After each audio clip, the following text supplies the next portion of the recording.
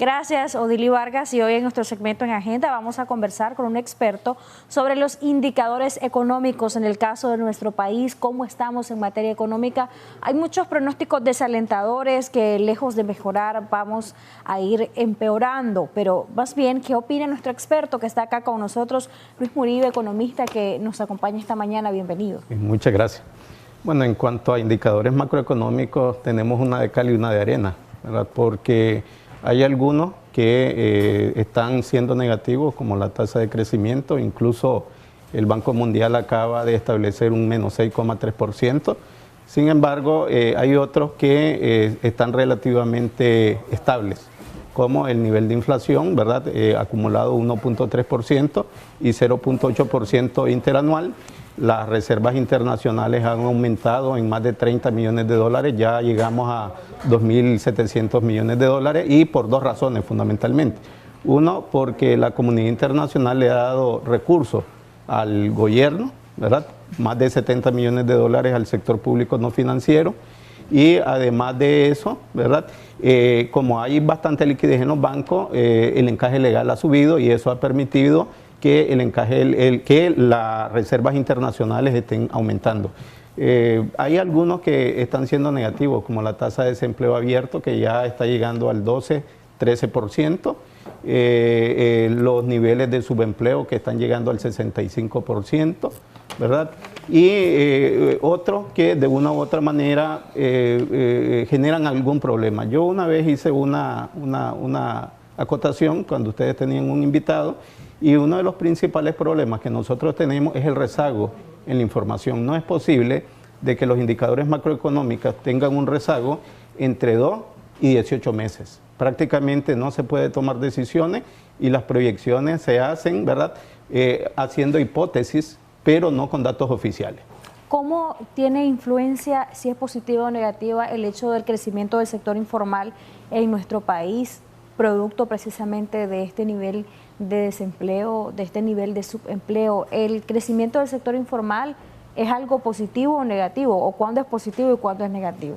Yo creo que el sector informal ha atenuado las diferentes crisis que ha tenido el país en las diferentes épocas, y lo que hace es absorber la cantidad de desempleo. Prácticamente nosotros teníamos un sector informal de casi el 80% antes de la crisis. Ahorita estamos por un 92%. El problema fundamental es que el sector informal genera economía de subsistencia, que dicho sea de paso, hay una confusión, y yo siempre lo he planteado, cuando se habla de la economía de la innovación. La innovación no es economía de subsistencia, sino que se necesita una política pública para que ese sector informal, esos innovadores, trascienda, ¿verdad?, de la informalidad a la formalidad. De hecho, hay una propuesta del organismo de Juan Carlos López, en este caso de una ley de fomento al emprendedor. ¿Esto debería ser considerado por el gobierno para ser adoptado quizá no como una ley propia, sino como una política pública que se pueda proponer desde el Ejecutivo, así como se proponen otro tipo de iniciativas? Sí, yo creo que siempre, digamos, cuando se establece un anteproyecto de ley, se tiene que tomar la parte de la doctrina, los expertos. Yo recuerdo cuando hice mi tesis de economía, y estoy hablando en el año de 1992, y toqué el tema de las microempresas, se llamaba en ese momento, y planteé, ¿verdad?, de que lo único que podían tener algún nivel de crecimiento era el 3%. Es decir, de una muestra que tomé, solamente el 3% tenía alguna posibilidad de salir de la economía de la subsistencia y crecer como empresa. Prácticamente aquí se necesitan políticas públicas, es decir, los servicios básicos están ahogando a los llamados emprendedores de economía de subsistencia. El sector financiero los está ahogando y prácticamente tenemos un mercado, ¿verdad?, que no está reaccionando por la pérdida de poder adquisitivo. Eso es importantísimo, esa pérdida de poder adquisitivo, y que vas a comprar los productos en dólares y pues tu salario sigue estancado, y eso es algo que resiente la población, sumado a ese tema tan grave como es los servicios públicos, entre ellos la tarifa de fluido eléctrico. Tenemos una comunicación. Sí. Buenos días, le escuchamos. Aló, buenos días. Hola, ¿Cuál es su comentario o su consulta? Economista Luis Murillo, buenos días. Buenos días. Bendiciones, buenos días, licenciada. Buenos días, bienvenido. Yo soy Alejandro Chamorro, soy mercadólogo, gracias a Dios. mi señor que me dio esa oportunidad de estudiar esa carrera. Y nosotros los mercadólogos siempre estamos pensando en crear. Ahorita en esta economía de subsistencia, si no tenemos un apoyo de un banco de primera clase, es difícil que alguien nos ayude a crear algo, porque ahorita la economía está bien baja. Pero siempre nosotros los mercadólogos estamos actuando a que haya mayores estrategias. Las estrategias de crecimiento van dependiendo de las oportunidades que te da el mercado. Entonces vos venís y vos creás un producto nuevo y lo lanzás. Entonces ese viene la gente y comienza a comprar. Pero vos tenés que buscar que ese cliente siempre esté ahí. Pero claro que esta economía de subsistencia es difícil. Pero hay que darle duro a los emprendimientos. Como ella dice, es importante los emprendimientos para que haya menos desempleo. Si alguien tiene una buena idea, que lo lance, que investigue, analice y comparta. Esas son las 3 estrategias más importantes del mercadólogo. Analiza, comparta y investigue. Buenos días, gracias. Buenos días, muchísimas gracias a usted por sintonizarnos y por ese comentario. En este sentido, él decía, es importante como mercadólogo diseñar tu producto y tratar de mantenerlo en el mercado.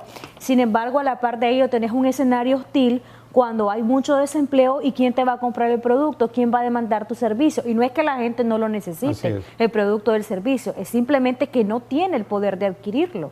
A ver, yo creo que hay 3 elementos fundamentales para poder incentivar esa llamada economía de la innovación y salir de la economía de la subsistencia. El primer elemento que genera desarrollo es la educación. Es decir, si tú no tienes una población relativamente educada, no vas a tener posibilidades de mejorar tus niveles de ingresos. Es decir, por cada año de escolaridad, tú puedes tener hasta el 7-8% de aumento en tus niveles de ingresos. Ese es un elemento fundamental. Un segundo elemento fundamental son un conjunto de políticas públicas, ¿verdad? Y hablo de un conjunto financiera, de tecnología, que puedan, digamos, incentivar y relanzar a esos emprendedores. Y en tercer lugar, que el contexto, ¿verdad?, macroeconómico esté adecuado. Es decir, ¿cómo es posible que esta economía esté entrando en su tercer año de recesión económica de cara a una depresión económica? El primer año, solo el primer año nosotros tuvimos una caída casi del 4%. El año pasado tuvimos una caída casi del 7% y posiblemente este año tengamos una caída del menos 6,3%. Entonces urgen políticas públicas, ya para concluirlo. Así es, urge, y lo fundamental es ser responsable para poder salir de esta crisis de manera conjunta. Y estas políticas públicas deben de ser sectorizadas, es decir, ver a cada sector según sus necesidades, porque hay necesidades de financiamiento, hay necesidades que comparte toda la población en general, como es el costo de los servicios básicos, hay necesidades de apoyo y de fomento, de educación y de todas estas cosas. Yo no diría de que solo sectorizadas, sino que deben de estar basadas en estudios de carácter técnico. Porque prácticamente si no se vuelven discrecionales y estaríamos cayendo en una economía de subsistencia. Totalmente de acuerdo. Gracias, Luis Murillo, experto en economía, que ha estado con nosotros y nos ha dado su valoración respecto a los indicadores económicos en el caso de nuestro país y qué elementos podrían dar un poco de solución, de alivio a esta economía que está tan golpeada. Nos vamos a una pausa, regresamos en instantes con más. Quédese con nosotros.